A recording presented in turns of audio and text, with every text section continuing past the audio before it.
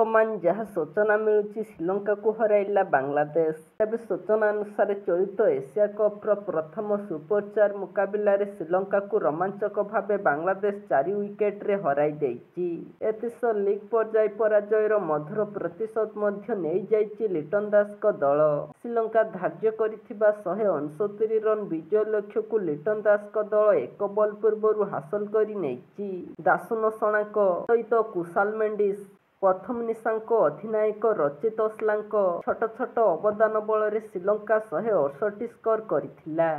ମୁସ୍ତାଫିଜୁର ରହମାନ ଓ ମେହେଦୀ ହାସନ ମିଳିତ ଭାବେ 8 ଓଭରରେ 45 ରନ୍ ବିନିମୟରେ 5 ୱିକେଟ ଦଖଲ କରିବା ଶ୍ରୀଲଙ୍କାକୁ ରଖିଥିଲା।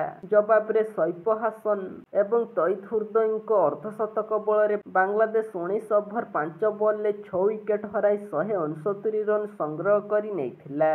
ହସରଙ୍ଗା ଓ ସଣକା 2-2 ୱିକେଟ ଅକ୍ତିଆର କରିଥିଲେ ମଧ୍ୟ ଶ୍ରୀଲଙ୍କା ଦଳକୁ ବିଜୟୀ କରିପାରି ନଥିଲା।